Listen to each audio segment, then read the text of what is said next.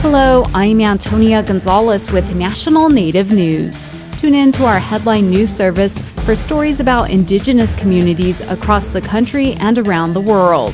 Hear about top concerns facing Native nations. Tribal history, language, and culture is also part of Indigenous life.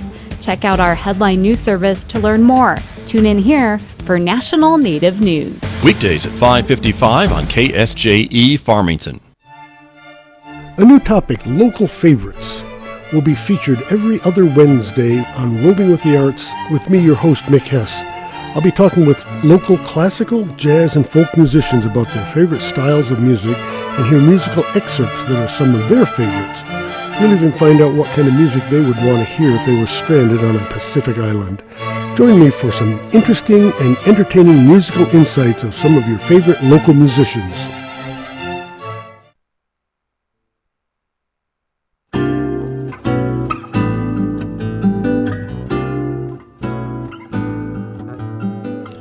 Joining me now from the Encouragement Lab, none other than Dr. Mike Hadaba is back with us this week. Dr. Hadaba, good morning. Morning. Thank you for joining us. It's good to see you, and you doing all right? Well, yeah, except for, we're going to talk about what happened to my nose today. If people are watching on Facebook, they can see my big I see that little mark there. Yeah. I'm wondering mark on my nose, yeah. I'm wondering how the other guy looks, but okay. Exactly.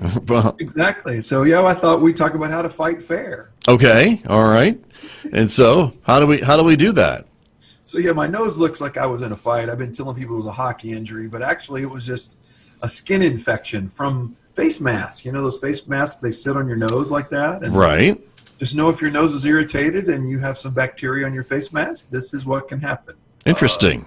Okay. You get an infection on your nose that you have to take antibiotics for, and luckily mine's healing up now. But good. The doctor, when she saw it, was like, "Ooh, this may spread to your whole face," which would not have been pretty. No, no. I'm glad they caught it when they did. Out of how I look, like I've been in a good bar fight. Yeah. Let's talk about how to fight fair, because one of the things that I encounter all the time in my coaching, especially with couples that are trying to negotiate the problems in their life, is they fight dirty. And, they learned how to do that when they were kids or modeled from their family. And they do so much pain and hurt inside the fight that they may win the argument, but they've lost the relationship. And right. And that is so detrimental to how we engage with human beings. And okay. And so I've got a bunch of pointers. We can't cover them all this week, but I've got a bunch of pointers on how to fight fair. Okay. Well, we are waiting with bated breath because I think this happens to all of us, and we would probably prefer it not. If we're dealing with an argument or something, try to keep it at a higher level if we could. Right. And so the first step to fighting fair is to figure out what the outcome you want is. Is it really that you have to be right? Or you have to win? Right. And so if you do, know that if that's your mandatory outcome. So like sometimes a boss has to win, right? It's like, I don't care what you think about this. This is part of your job that I'm telling you have to do, and either you take it or leave it. And so sometimes the outcome is you want to win. But the vast majority of time, we argue over stuff inside friendships and relationships that it really doesn't matter if we win or not.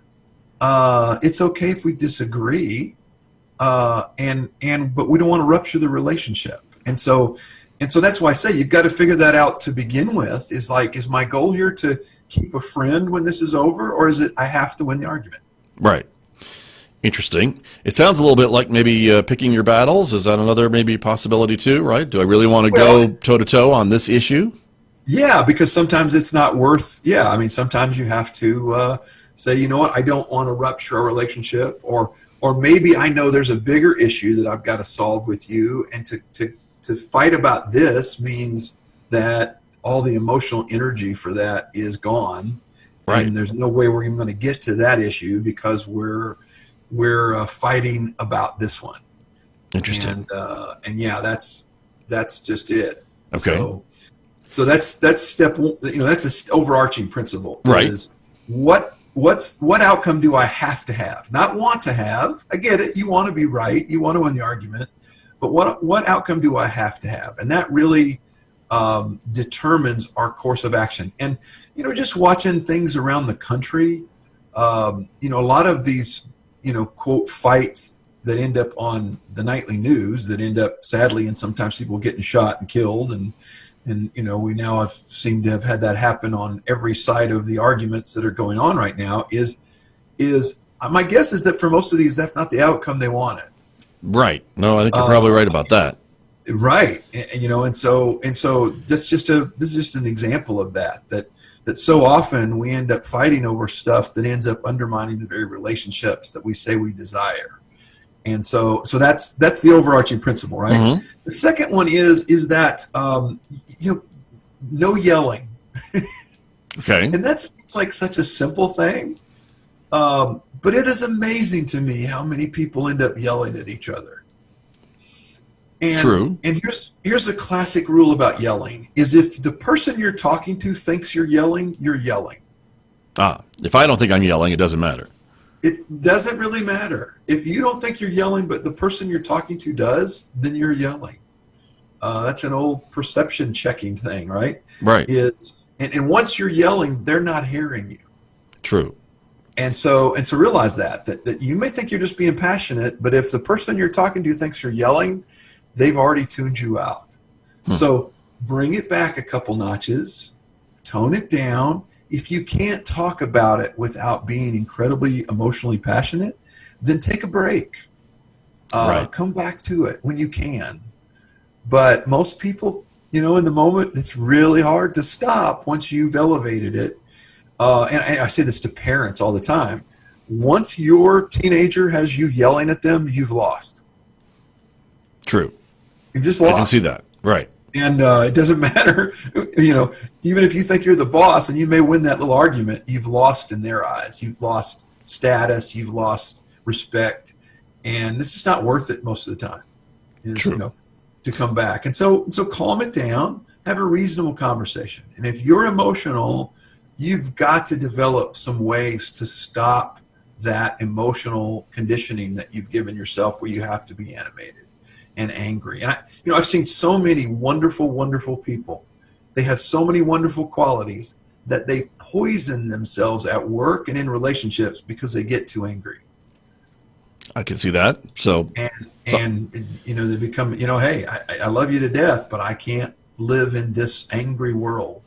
It's a threat to me. Therefore, I have to distance myself from you. And I just wish more people knew that. If I could fix one thing about people in general, it would be, if you don't know how to control your anger, then get help.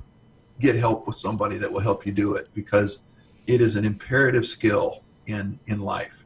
Sure. That anger should be incredibly slow, and even when you have it, it should be, my best term for it is righteous anger, right?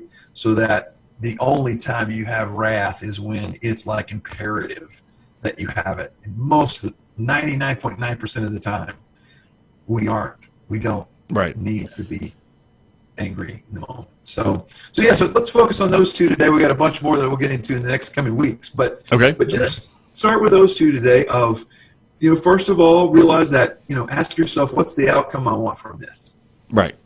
And realize that most of the time your fighting will lead away from your outcome instead of towards it if you're not careful. And the second thing is control your anger. No yelling, no elevating that emotional pitch, because once that begins to happen, we've lost control of the conversation. And that's ultimately what we want to have happen. Good point. Good advice, Dr. Hadaba. And that anger can be so damaging. So good to see, look at my nose and think about that. There you go. Well, keep getting better, and we will talk to you again next week. All right, sir. We'll see you then. All right. Very good. That is Dr. Mike Hadaba. He joins me every Wednesday from the Encouragement Lab right here on KSJE Farmington. Hi, everyone. I'm Scott Micklin. And I'm Megan Collins. Inviting you to join us for our COVID-19 local information program Monday and Thursdays at 9 a.m. live on the KSJE Facebook page and YouTube channel. Each episode we get to hear from local medical experts, community leaders, and more. Join us every Monday and Thursday at 9 a.m. live on Facebook and YouTube and every afternoon at 5:06 on KSJE 90.9 FM and 103.3 FM.